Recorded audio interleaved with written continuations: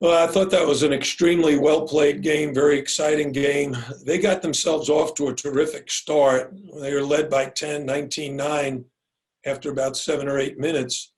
And then it forced us to make a lot of adjustments. Amir Sims was just terrific. When we played a bigger guy on him, he took us out on the perimeter and made threes. When we put a smaller guy on him, he took us into the post and scored. When we denied him inside, he stepped out and drove the ball to the basket. He had a terrific game, 25 points. He's only averaging 11 right now. So he more than doubled his normal scoring output. So he was clearly the MVP of the game. Our first question will come from Cal Friedman. Coach, after Sims hit what wound up being, the game winner, you took up the ball with 15 seconds left, had a timeout. What was the play call on that possession? Yeah, we actually called the play at the last timeout because we felt like, hey, we've got plenty of time. It was a full timeout. We set up our defense. We told them what we wanted to run. Unfortunately, we didn't run it.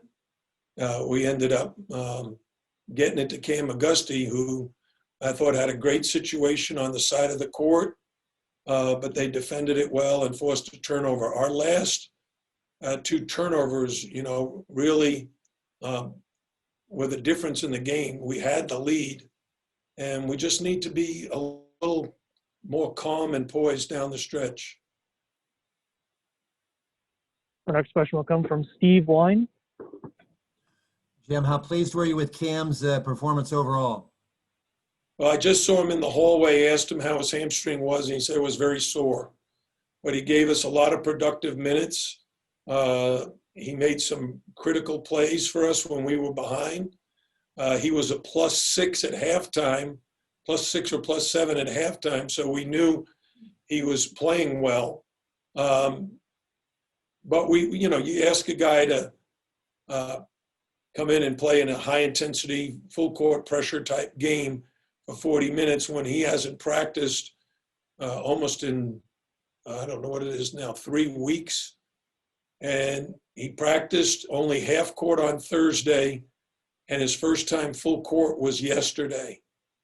So to go from, actually yesterday's practice was one of the shortest practices we've had, but Cam practiced and went full court for the first time in over 3 weeks. So I'm sure that hamstring is probably sore.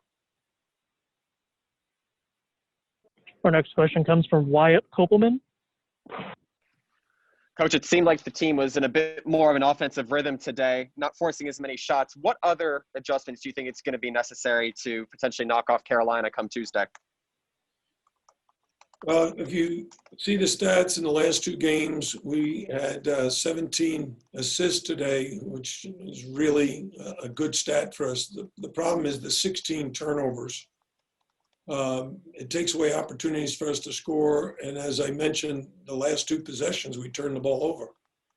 And those were critical mistakes.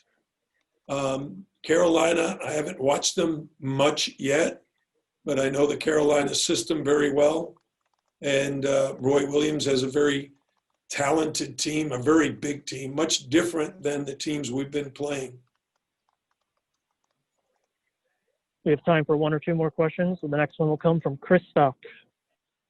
Coach, just curious how you think your small ball lineup worked today, and then also if you have an update on Chris Likes. I really don't have any information on Chris Likes.